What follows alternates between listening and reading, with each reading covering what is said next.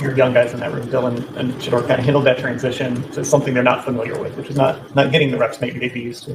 That is so true what you said. Neither of these guys have ever not been the guy. And that happens a lot with guys who enter the NFL. They've been the starters their whole lives. And so there's a transition there. And for the first week, they did a nice job. They immersed themselves, both of them, in the game plan.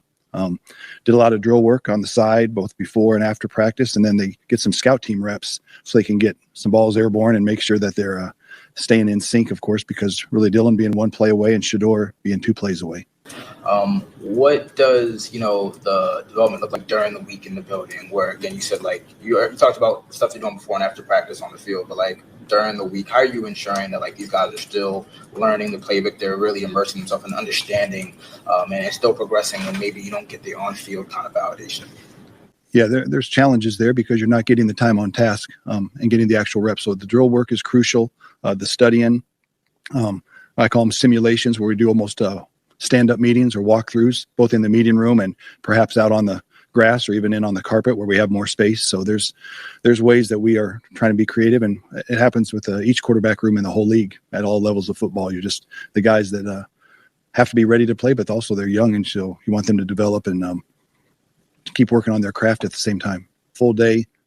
They're in here on Tuesdays, even when it's supposed to be a player's day off. These guys are all in. So the entire quarterback room, we have Bailey, Zape back. And so Deshaun being in there with his experiences and sharing them with these young guys, Bailey being 25, 26 years old. We've got really 3 young guys in there that are eager beavers, to figure this whole thing out and get good at it. So it's really a joy to work with all of them. Kevin last week, who was running the scout team, and he said all of them.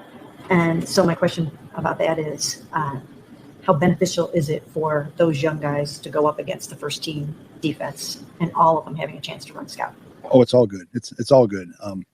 At times the concepts resemble what we would run here with the Browns, and at times it's completely foreign. But the fact that they're out there and having to make decisions and process and then deliver throws accurately, all that is really good. And we try to engineer it or orchestrate it where the certain concepts almost meet our quarterbacks. So I'd say last week, Bailey did some really good things that tried to replicate Joe Burrow. We're doing some things, of course, to replicate Baltimore's quarterback Lamar this week with all 3 guys to really give the defense a good look. Because being a scout team quarterback, you're working on your own craft, but really it's an art form to replicate the opponent so the defense can be ready to do their thing on Sunday. Normally, like for teams, would it only be like one specific quarterback week that handles scout team, or are you maybe approaching this differently because you have so many young quarterbacks that are in that backup role?